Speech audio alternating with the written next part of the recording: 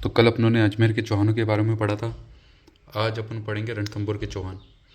अजमेर के चौहान में एक आखिरी शासक अपनों ने पृथ्वीराज पढ़ा था, पृथ्वीराज तती, जो कि तराइन का द्वितीय युद्ध में हार जाता है और कुतुबुद्दीन ऐबक अजमेर पर प्रशासन नियुक्त होता है। तो अजमेर से एक पृथ्वीराज तृतीय का पुत्र गोविंदराज, जो कि 1194 में रणथंभौर की तरफ आ जाता है और अपने चौहान वंश की स्थापना रणथंभौर में करता है। तो अपन इन शासकों के बारे में पढ़ने से पहले रणथंभौर के बारे में, जहाँ ये स्थापना करी, तो एक किला था रणथंभौर दुर्ग, उसके बारे में पढ़ेंगे। रणथंभौर दुर्ग सवाई माधोपुर में स्थित है। इसकी आकृति अंडाकार है, ऐसी अंडाकार आकृति में स्थित है पहाड़ियों के बीच में। ये एरण दुर्ग और गिरी दुर्ग, मतलब जंगल और पहाड़ी दोनों पे स्थित है, इसलिए एरण दुर्ग भी है, गिरी दुर्ग भी। इसके कुछ उपनाम है, इसको दुर्गाधिराज बोलते हैं, रणतपुर बोलते हैं पहले, फिर रणथंभन बोलने लगे और कालांतर में रणथंभौर बोलने लगे। हम्मीरदेव चौहान के आन बान शान, अभी अपन आने वाले शासक में हम्मीरदेव चौहान के बारे में पढ़ेंगे। और अबुल फजल का एक कथन इसके बारे में, रणियो रणनीतिसु रणथंभौर हन राख्यो हम्मीर रो कटकट खगाकोर, यह हम्मीरदेव चौहान के बारे में कहता है। ऐसा माना जाता है कि इसका निर्माण 6वीं 7वीं शताब्दी में महाराज जयंत ने करवाया था और पूर्ण करवाया था महेश्वर ठाकुर रतिदेव ने, इसलिए इसको रणथंभन कहते हैं। तो रणथंभौर दुर्ग सवाई माधोपुर में है। यहाँ कुछ स्थलीय दर्शनीय स्थल भी है। ये राजस्थान का एकमात्र ऐसा दुर्ग है जिसमें मंदिर, मस्जिद और गिरजाघर स्थित है। तो ये क्वेश्चन आता है कि मंदिर, मस्जिद, गिरजाघर कौन से दुर्ग में स्थित है, तो रणथंभौर दुर्ग में स्थित है। उसके बाद कुछ दर्शनीय स्थल है। त्रिनेत्र गणेश जी का मंदिर, त्रिनेत्र शंकर भगवान की हुआ है, लेकिन गणेश जी के भी, त्रिनेत्र गणेश जी की एक मंदिर प्राप्त हमें रणथंभौर से होता है, जो कि राजस्थान का सबसे प्राचीन गणेश मंदिर है, जिसका निर्माण माना जाता है कि महाराजा जयंत ने करवाया था।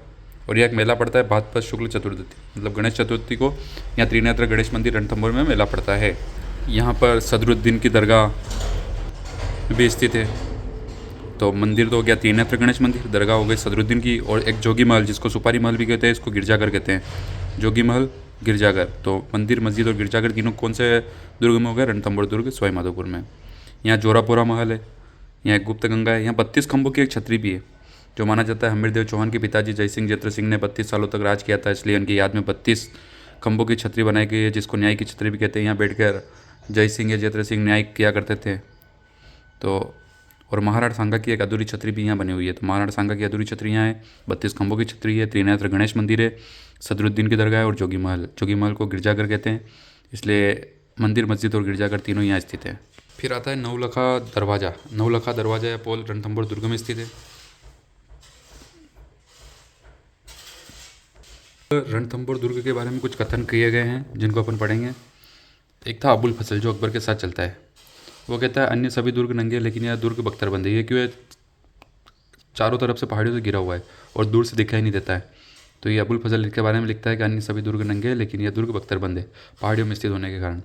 और जलालुद्दीन खिलजी लिखता है कि मैं ऐसे 10 दुर्गों, 100 दुर्गे भी मिलते हैं कई कई को, मुसलमानों के एक बाल के बराबर भी नहीं समझता। जब ये आक्रमण करता है यहाँ पर रणथंभौर और इसको जीत नहीं पाता है, तो ऐसा कथन नहीं देता है। तो अपन आगे पढ़ेंगे इसके बारे में भी।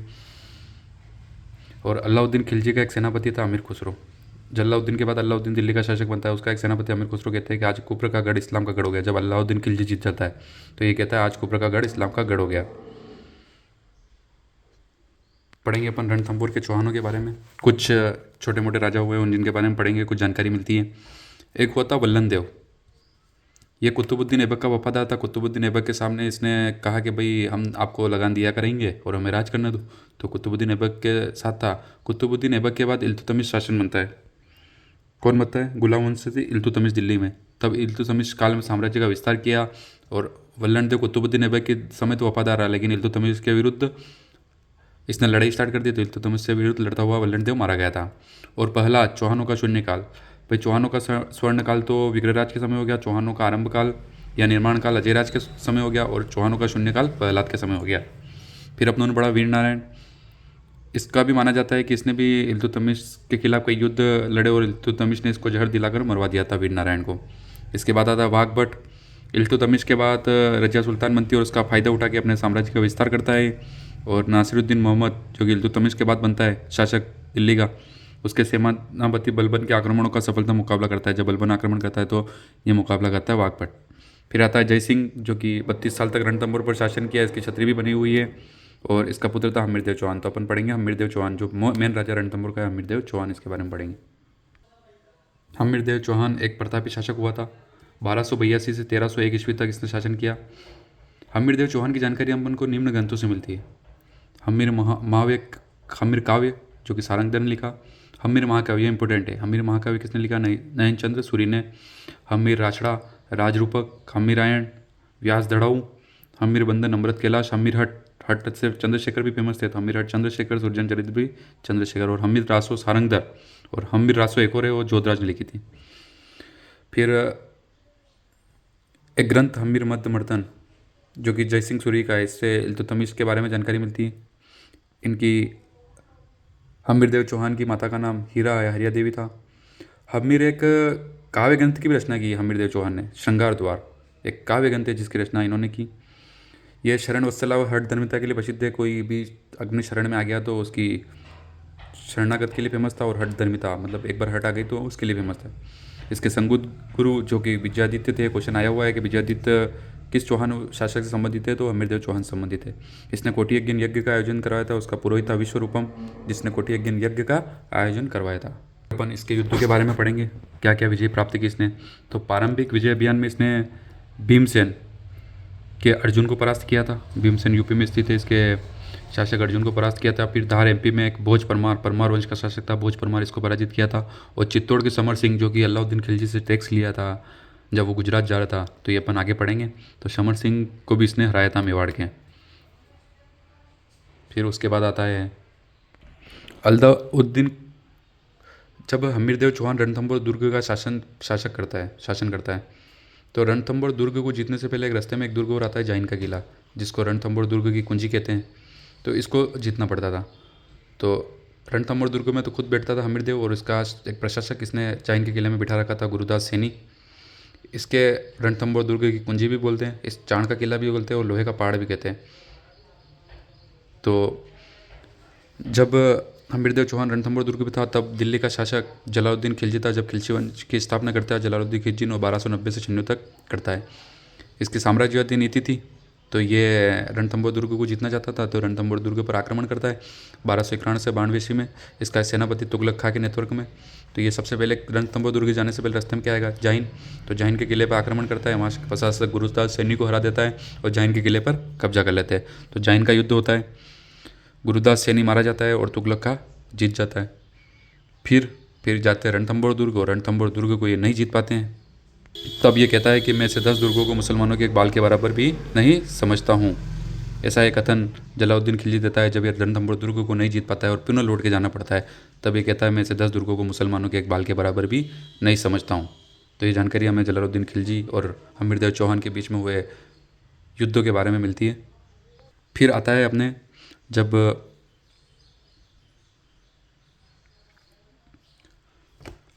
जलालुद्दीन खिलजी को हराकर